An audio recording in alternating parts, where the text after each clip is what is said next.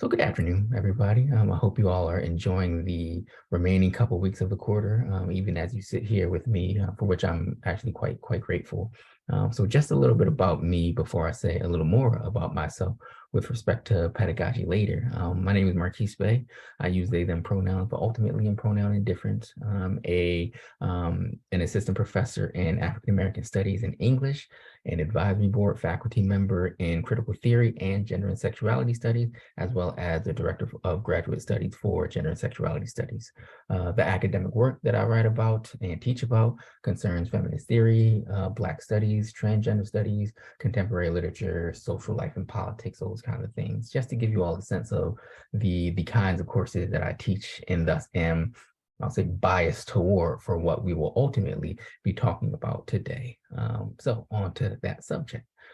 So we are going to be talking today about alternatives to deadlines and late penalties. And also I want to note that my preferred form of sharing this information will be reading from extensive notes that I have up here for me right now, but with flashes of contemporaneous speaking, expounding, that kind of thing. Who is this person that will be talking to you all for about 45, 50 minutes or so today? I think it's very helpful and necessary to let you know, to let you all know, and I let my students know this as well, is where I'm coming from and how I'm personally and intellectually situated in certain ways. So you all have context for the things I will share.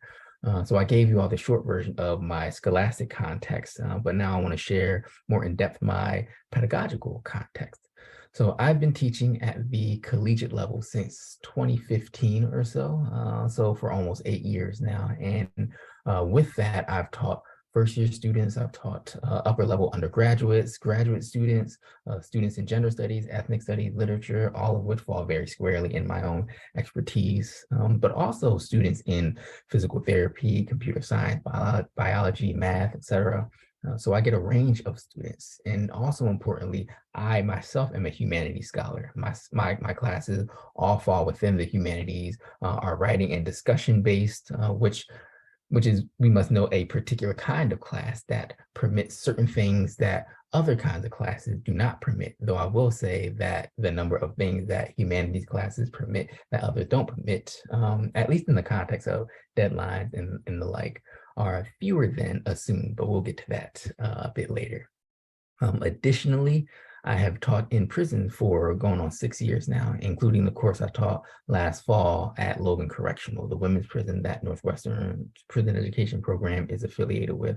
I've taught literature and African American studies classes in medium and maximum security men's prisons in upstate New York, as well as at Stateville Correctional here in Illinois, also through the Northwestern Prison Education Program, NPEP. And prison education is a quite different pedagogical experience in a number of ways, and also very similar in a number of ways. But it's impacted my teaching and my approach to teaching that we can talk about more at the end if you're interested. But I wanted to make that clear. And then lastly, I've taught for a year in a high school in Chicago, a small high school dedicated specifically to students with learning differences. This was a small intro to African American studies class of, I want to say, 12 students or so. So all of this is shared with you to provide you all with a clearer sense of where my pedagogy comes from. All of our pedagogical practices come from different places. We've had different experiences that make it more likely that we assume certain things about policies and about students and about ourselves as well. And I want those origins to be clear for me so you all have a better understanding of why I will be saying things about teaching and deadlines and students. This is, in other words, a way to make even my own practices of universal design for learning a bit more partial and maybe even a bit more relatable, or at least understandable. Okay, so on to the topic at hand, deadlines. Most of us have them in our classes. They're the deadline for this assignment or this reading or this quiz or exam. Very simply, they're clear, express dates and times for when course requirements are to be submitted or completed. Students need to do these things by this date or be in class at this time. And all of this is entirely understandable and on the whole makes sense at first glance, I would say. And I want to make clear too that this workshop, this presentation is not about telling you what you have to do. I want that to be very clear. Nor is it about saying you are doing things wrong if you don't do what I suggest. and nor is it at all to shame you for your own pedagogical practices. I'm approaching this workshop, as I do in my classes and with my students, with a deep, deep sense of love and compassion and understanding and patience. And I hope you all feel that, if nothing else, throughout this presentation. And I think we need more of that, especially in the sometimes austere intellectualism of the university. And I don't want to be misunderstood too. I do love me some austere intellectualism, but I do want a little bit more compassion and patience and understanding within all of that. But deadlines have been a major part of likely all of our learning and educational experiences. Since grade school and even outside of school proper, we've been given deadlines to help facilitate a number of things it was believed we would face in the real world, a phrase I absolutely despise, but that is a different conversation for a different day. And those things, surely among other things, are professionalization, sequencing, and time management. So deadlines and requirements are believed to help with professionalizing us, which is to say, making us prepared for the protocols and implicit and explicit rules of the working world. So whether that's an ability to know when a project needs to be complete and being able to meet that requirement, or understanding that things need to be done at certain times or else negative outcomes will ensue, deadlines have long been used as a pedagogical tool to prepare us for what we would inevitably, it was assumed, I guess, inevitably encounter when we went off to the various jobs and careers we would go on to have. Deadlines and requirements have also been used as tools to help with sequencing, which simply means here structuring a kind of a crescendoing series of things in order to yield an end product, whether mastery, a final project, which was begun by smaller projects, etc. And some things have to be done before other things can be done or can even begin. So one ought to learn what a cell is before going forth and creating a new medication, for example. One cannot become a butterfly without first acing what it means to be a caterpillar, we might say. And having certain deadlines for those prerequisites, as it were, can prove quite useful. And lastly, deadlines and requirements have been used to teach time management. So we're probably most familiar with this rationale. So in school, we have multiple deadlines for different classes that we have to meet, and learning how to meet each of those deadlines trains one to juggle multiple deadlines in the office or corporation or business. One will likely always have multiple things going on at once. So being able to meet X deadline in order to have sufficient time to meet Y deadline is a valuable skill. So there are surely other rationales for the utility and importance of deadlines that I'm forgetting. And I invite you all to think about these too as you continue to listen to and engage with me here. But I wanted to share what I thought were the three primary ones, to both hold myself accountable to them and into responding to them, while also letting you all know that where I've tentatively landed in my relation to classroom deadlines is not out of ignorance. I've come to where I am in light of these most common rationales. I want that to be also clear as well. And before sharing more about where I am, which is of course an alternative relationship to requirements and deadlines, I want to quickly share where I've been, and I think that's quite useful. I've not always been where I am, and I suspect where I used to be is similar to where some of you are now or used to be.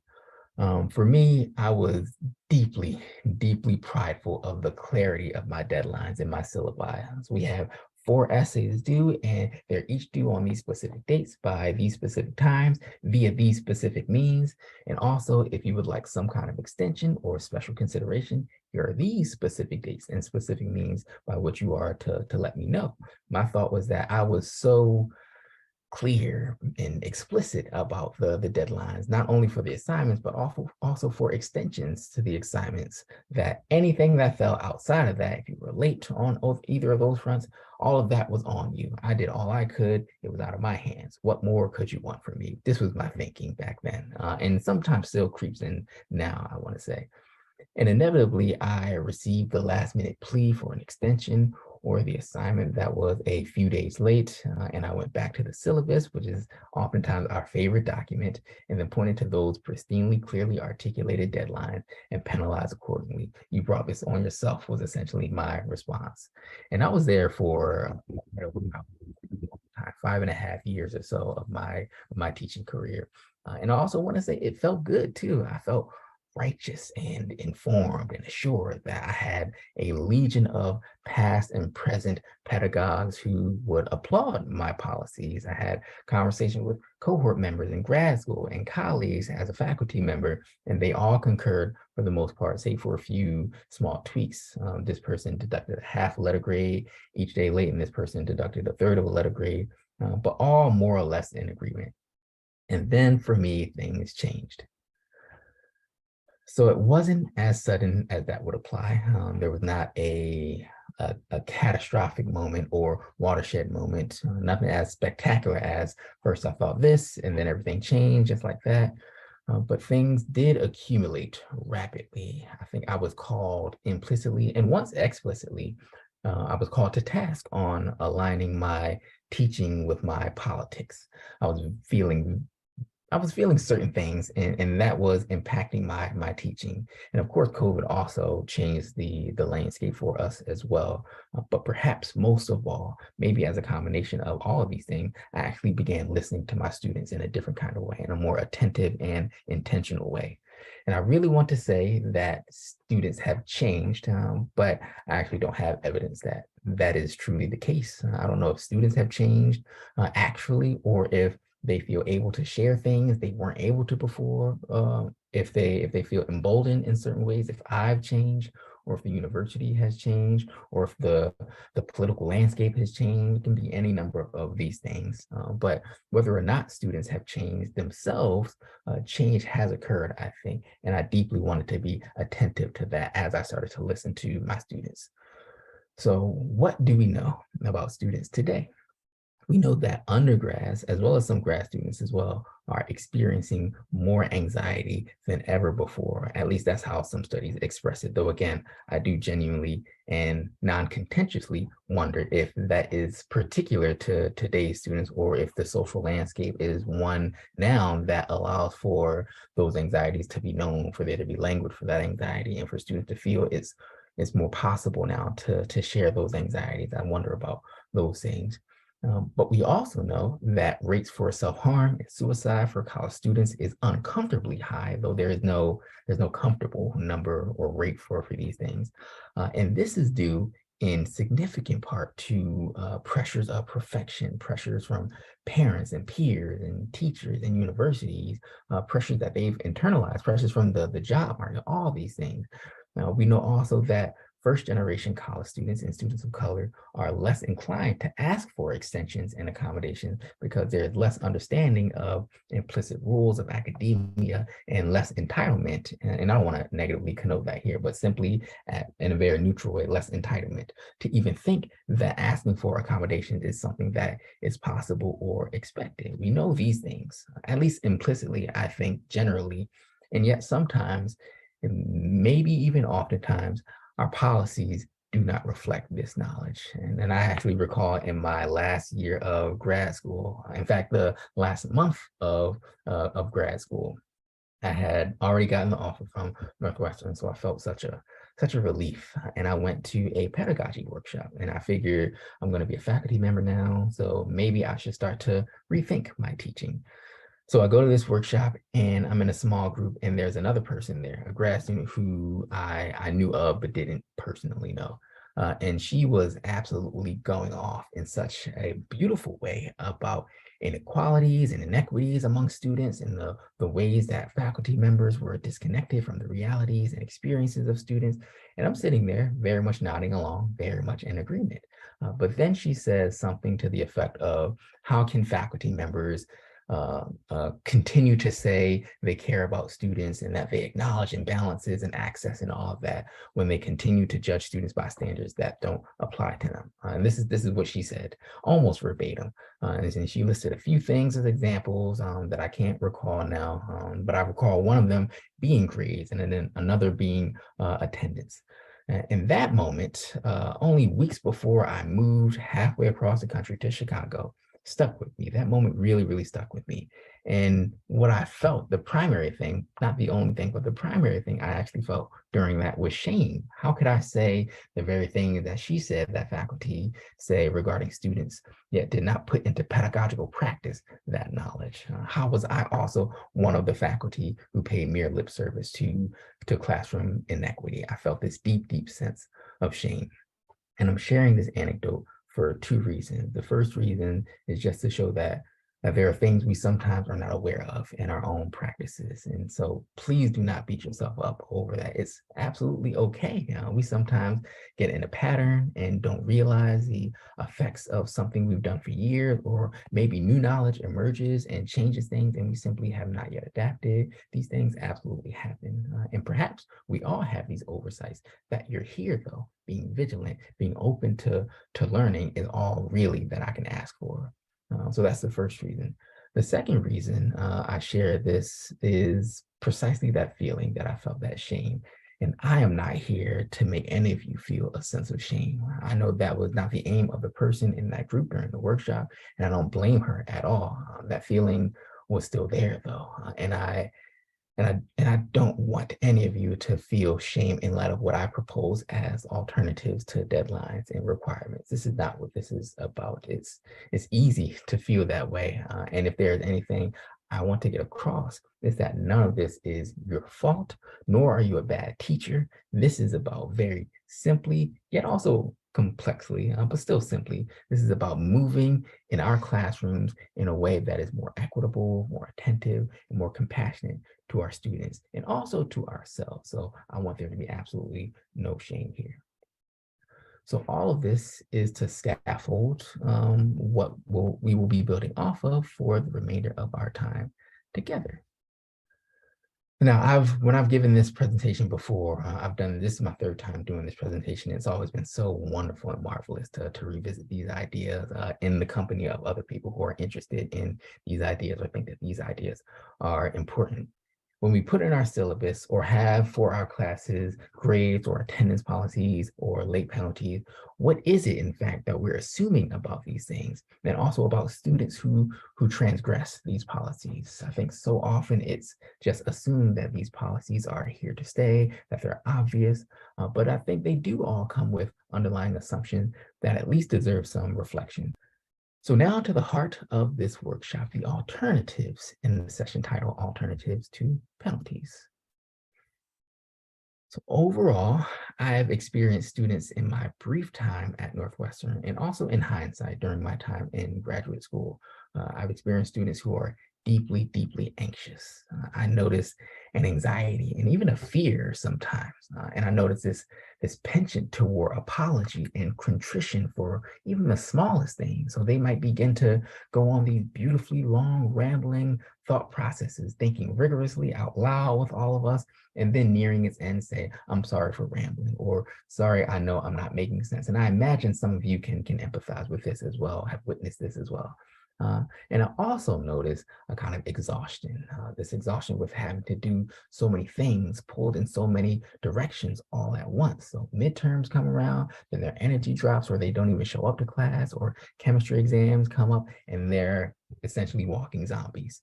And with all of this, it's clear to me that they want simply to do well, to do a good job, to expand their capacity for things. And surely there are some who instrumentalize education, using it as a means to an end, whether that end is some notion of financial success or what have you.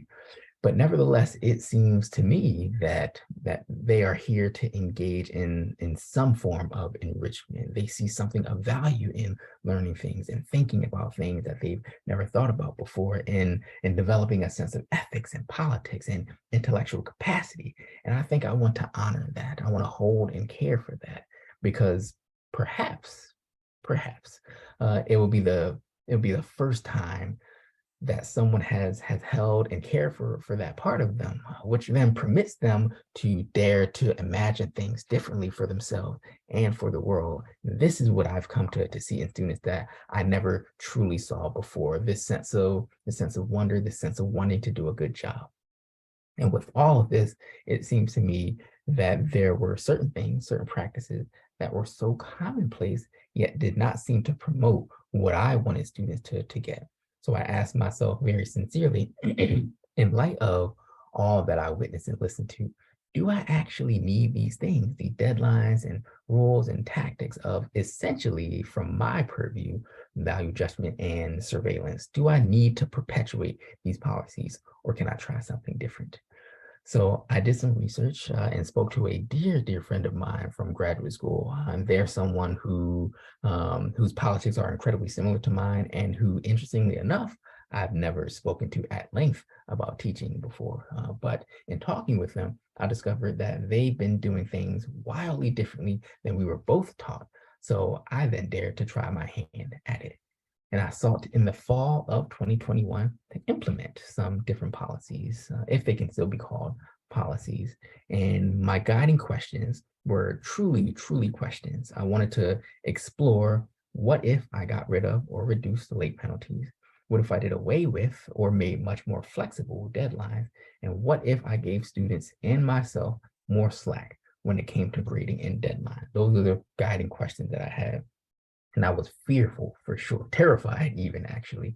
And I assumed at times that I'd get no one to feel motivated to turn in anything, and would be met with a mountain of papers and assignments in the last week before grades were due to the university, and feel it impossible to finish on time. I had these anxieties. I also had these anxieties. If students also have anxieties, I too, as professors, we also have anxieties about changing things. But I thought again about my students, which essentially what did they need, what did they desire, what did they want, and what they clearly expressed to me in myriad ways that they desire from faculty. In short, care and compassion and understanding and patience.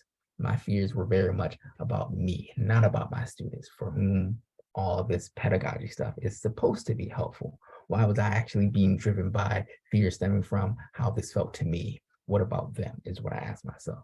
So I let that go, as difficult as it was, and then I tried something different. As I said, I experimented with this in the fall of 2021. In that quarter, very purposely, I only taught that one course because I was also teaching the high school course that I mentioned at the beginning of all of this. So it gave me time to reflect, and it also gave me time to try different kinds of things. That class ended up being over enrolled with 34 students in total in the course. It was capped at 30.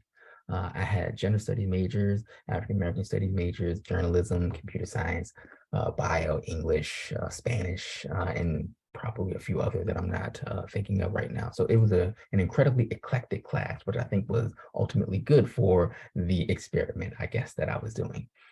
For that class, instead of having as my primary aim content mastery and making sure students met my specific expectations, I tried to shift my focus toward three guiding principles. The first was a general sense of compassion. These students are smart, committed, passionate, but also tired and stretched thin and carrying numerous burdens. And none of these things are solely their fault, if the language of fault even applies. And for me, I think it doesn't quite fit. But as we noted, they are experiencing so many pressures from parents and peers and society that it's not so easy to say, as I constantly told my students in my early years of teaching, that you brought this on yourself. So much of this was put onto them. So how might I try to demonstrate more compassion toward them, recognizing all those things that were put onto them? How might this sense of compassion, in fact, allow them to feel alleviated of at least the pressure to perform in a certain way in this class, which might permit a different inhabitation of the class, kind of more alertness or more interest, more presence in the classroom, even more compassion for themselves and their colleagues. The second guiding principle was patience.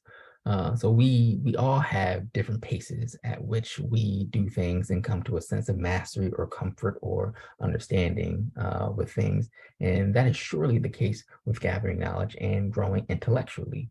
Students learn things at different paces, have different affinities for different topics and methods, how to honor that in my course for, say, the students who love theory but hate poetry, or the students who catch on to history like that versus the students who have a much more of a love for literature.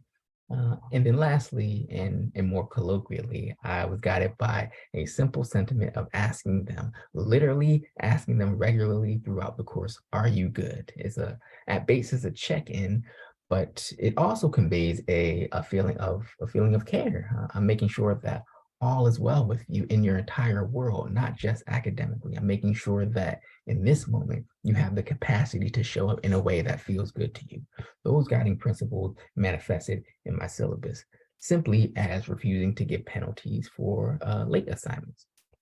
So this is literally the syllabus that I had for that class, that Gender and Black Masculinity class in the fall of 2021. And I did the kind of perfunctory COVID things. And then towards the end of this part, and I'll get to the next part in a moment, but after demonstrating a kind of compassion around COVID and the way that we need to show up differently with respect to COVID, I said, we must all be understanding and kind to ourselves and others. We are still adjusting, we are trying new things and hoping to instill measures that benefit us all. We may then mess up and owe it to ourselves to allow for those mess ups, those moments for growth. So this was setting the stage. This was establishing those principles of patience and compassion for assignments and attendance, but also for the class as a whole, because I did not want this to be simply focused on assignments, a kind of compassion and understanding for assignments, and then not bring that to the class itself. It's one thing to say that there will be no late penalties and then have it isolated to that. It's another, I think, to have such a policy emerge from a general classroom ethos of care and compassion and patience. Then, after going through other boilerplate things on the syllabus, what the class is about, the types of assignments, etc., I then embedded this into the syllabus. So a note on late work. There are dates on which all assignments are best turned in. These dates help me get feedback to you all in a timely manner, which allows for you to incorporate that feedback into subsequent assignments. Those dates also help you not have work pile up. Those dates are chosen to promote what I think would be the best timeline for an efficient, easy, manageable workload. In short, those dates are chosen out of a desire to be understanding and compassionate. But that does not always align with our lives or mine, with your lives or mine. And what each of you need to feel cared for and understood and accommodated, it is different. So if you cannot hand in assignments on those due dates for whatever reason, all I'd like to know is how I can help you do the work you feel would be beneficial for you in this course.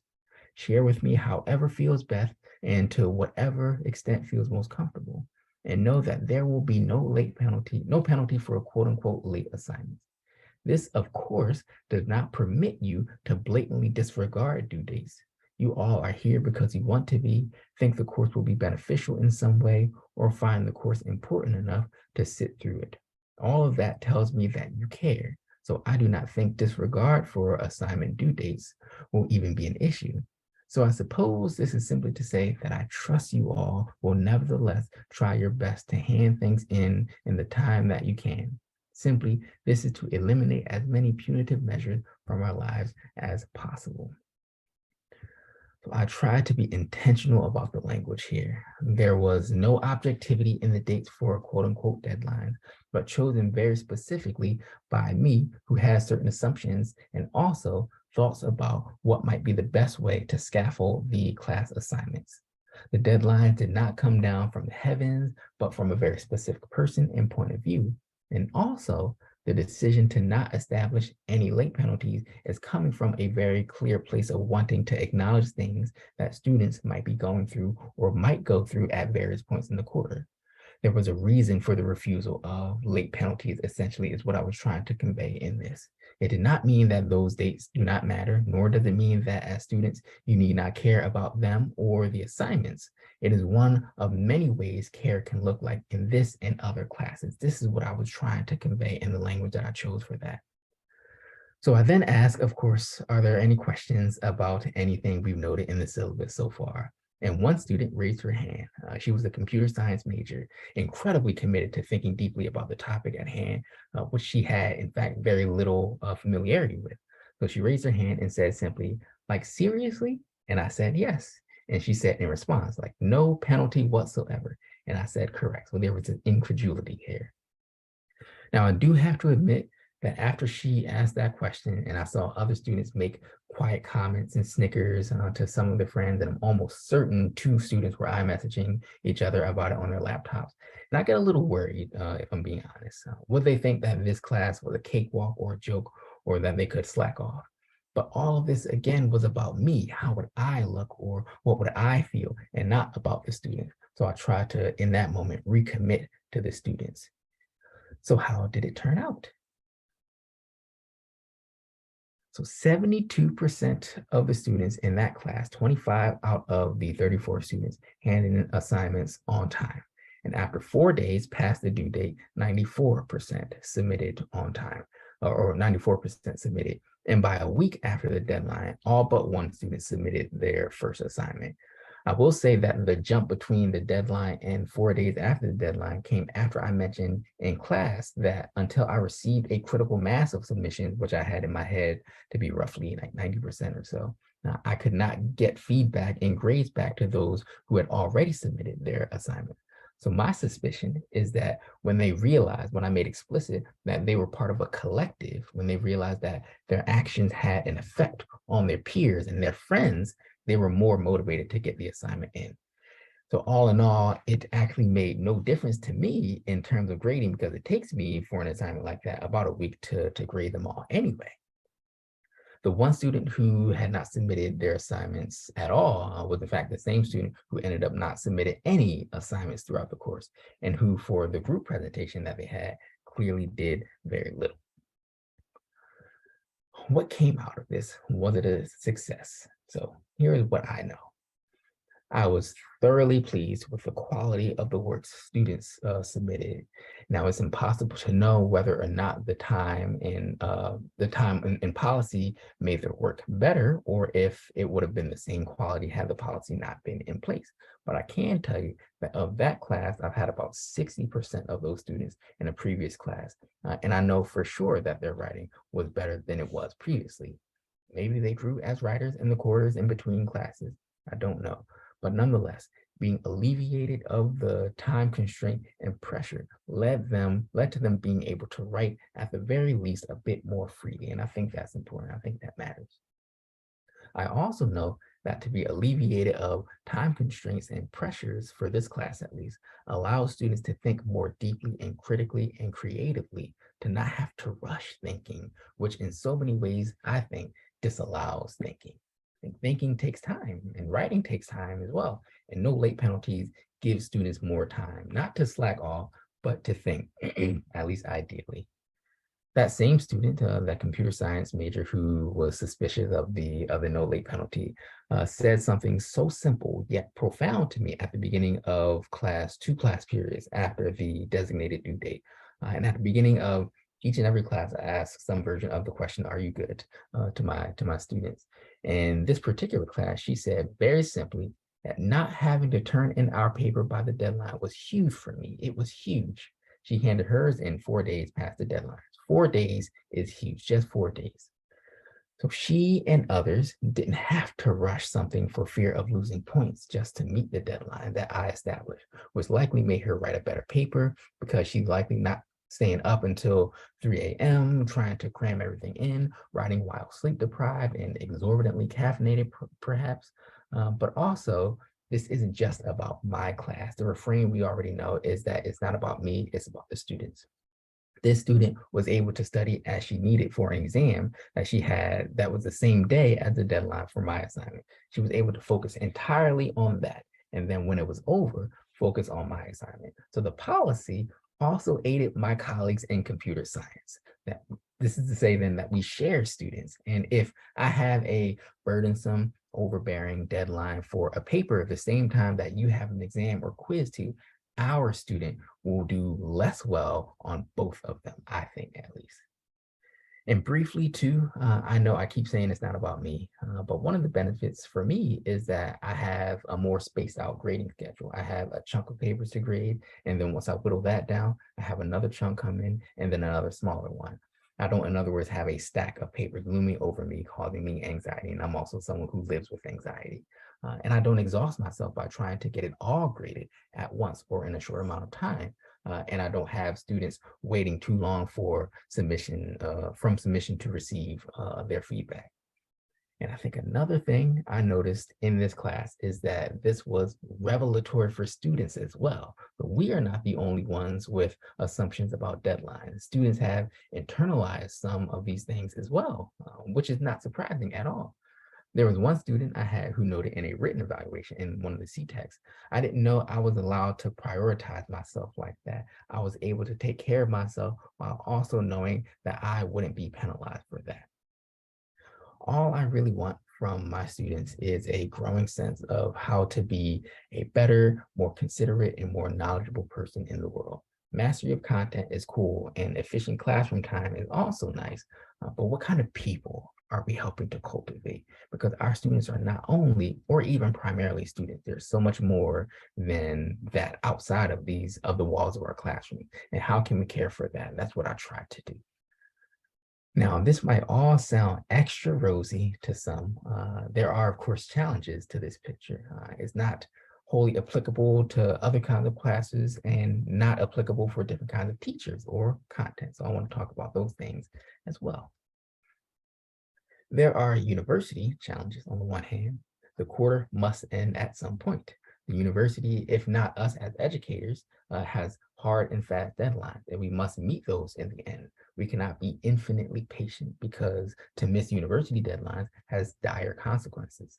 There are also disciplinary challenges on the other hand, meaning certain disciplines cannot operate in the way that I've outlined. So you can't move on to more advanced occupational therapy techniques without having achieved some form of proficiency on other more basic techniques.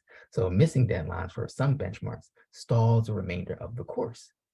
As well, there are challenges that students have as well, namely, as I've noted, their own internalized assumptions and biases. There are certainly students who will say that they handed in their assignments on time while others did not, and it's not fair to them if late submitters get the same grade. And lastly, there are our own challenges. We are only human and can only do so much, only have so much patience and leniency and understanding. I hear these, I really, really do. And I feel them as well, I feel them intimately. But let's try to put us a little more at ease, maybe not to alleviate those challenges, but just to put us a little bit more at ease. So to the first challenge, that of university deadlines. It is entirely true that university deadlines and the university are not subject to what we might think of deadlines and late penalties. This has not been a presentation about other structures policies, only about what we might do to cultivate the space of our classroom as a space where students have fewer punitive measures. They know, and we know as well, very well, that there are other places and people that do not exhibit the kind of patience and compassion that I've been discussing. And part of what we are doing when we soften our policies is to demonstrate the different weight of deadlines. Some deadlines feel different and thus have different effects. I've yet to turn in an article I was invited to write, and it's weeks past the deadline. And the editors have given me an extension and also understanding. I've been preparing for other things with deadlines of different weights. And if I would have understood this article deadline as the same weight, my performance in other areas of my life would have suffered. Students as well, I think, recognize that some classes or some assignments across classes weigh differently and know very well that we do not control the university's set deadline, or maybe they don't understand that. I'm not entirely sure about that one, but I choose to believe that they know these things. If they miss that university deadline, I only have the speculative thought that they would not hold that against us, recognizing where we end and the university begins, even though those things are very difficult to parse sometimes. To the second challenge of differing disciplines, of course, your class might not do well with this kind of deadline flexibility. The aim is not to implement this specific policy, but to think of alternatives to deadlines and requirements and penalties. Are there ways you might introduce material differently that permits more capacity within certain constraints? Can you perhaps introduce a set of methods and concepts or techniques rather than one at a time? Can you allow students to submit things or demonstrate things that are still in process rather than expecting mastery on your terms? Thirdly, the challenge of students and the question of fairness. I know I've been saying that this is all about students, not about us. And yet, if there are students who find this policy unfair, shouldn't we listen to them? On one hand, sure, these students are articulating real concern for them. But I also wonder where this concern is stemming from, and also if this concern actually works to the detriment of the majority of other students. Which students are voicing this sense of unfairness? And what is it that these students are assuming about fairness, about peers, about the academic system, and the value of knowledge? Why is it being implicitly assumed that for one student to do well, that means others need to do proportionately poorly? Why is the ground competitiveness rather than a collective effort to grow together in knowledge and relation, albeit at different speeds and with different interests and capacities? The removal of mitigation of late penalties is in part established as a desire to emphasize learning rather than competition. Calls that this is unfair emphasize, at least to me, that one is interested in getting a specific grade that is directly related to the poorer performance or grade of a peer, which then leads to a competitive advantage over these peers for scarce resources. And I do not wish to foster that spirit in my classroom. And I suppose that's my bias, and that can be open to critique for sure. But in my classroom, I want to try to foster a different sense of classroom ethics and relationality. And lastly, the challenge of our own capacity. My absolute favorite author is the late Toni Morrison, and I did not wear this shirt on purpose. But my absolute favorite author is Toni Morrison. Mere days before she died, I went to see the documentary on her life called The Pieces That I Am. And toward the end of the film, she is speaking about what people can do in terms of anti-racism and justice. And she says, very pithily yet simply, do what you can where you're at. And I daily live with these words. Each of us is in a different place. We are different kinds of people. We teach different things. Our students have differences. All of that tells me that there is no one uniform policy that works for all of them, nor all of us. You ultimately decide what is doable for you. You might demonstrate patience and compassion in a different way. And as long as your students feel that, that is what I hope for. Which is to say, you do not have to implement no late penalties like me right now or next year or ever. There are other tactics we can use that vary along the spectrum. These include altering the grading scale, perhaps. Now, I know I may get in trouble with the university for this, and I know, or at least I think that the scales are set by the university, what counts as an A, B, etc. But this is one of those assumptions. Why is a 93 the threshold for an A rather than a 90 or an 85? I remember actually many years ago having an albeit half-baked thought about scores and how those scores are converted into letter grades. You have something like baseball, where to get a hit 40% of the time or batting 400 is a stellar achievement. And then you have football, where if you're a defensive lineman, for example, and then you sack the quarterback just one time in a game out of approximately 40 or so times being on the field, you had a good game, which also means that the offensive lineman blocking you only messed up once, and that person is understood to have let the team down. And then you have traditional letter grade, where if you get 64% of the answers correct, over half, you fail. There was something wrong with that to me back then. So why not explore the possibilities, whatever they may be? I don't want to get anyone in trouble, but what are the possibilities in exploring other kinds of scales? Another possibility is allowing students to assess themselves. It might be incredibly burdensome to do all the evaluation ourselves, to feel like we are the judge of our students' fates. So why not try making it a collaborative effort and have the students give direct input regarding how they feel that they performed? Give them a chance to share with you how they think they did and evaluate their own effort, because they might have different criteria that we could learn from, or it might be illuminative in that in that they learn what our criteria even are, because you would be surprised how often it is not clear to students how exactly they're being evaluated. This would alleviate the sole burden from you or your TAs, and will also, I think, foster a different and more collaborative classroom environment with students who have the chance to be more honest and reflective and invested in themselves and your course. And of course, we can have different kinds of metrics for evaluation. We can have a quiz one week, then a writing assignment another week, then a creative project, then a collaborative project, then a class presentation, different modes or methods of assessment allowing for students to share and also discover their particular strengths, because we know that we each have certain things that we're good at. I love facilitating classroom conversation, but I hate and am not entirely good at lecturing. But if I was evaluated only on the strength of my lecturing, there would be no chance for me to show that I actually do well teaching in a different kind of way.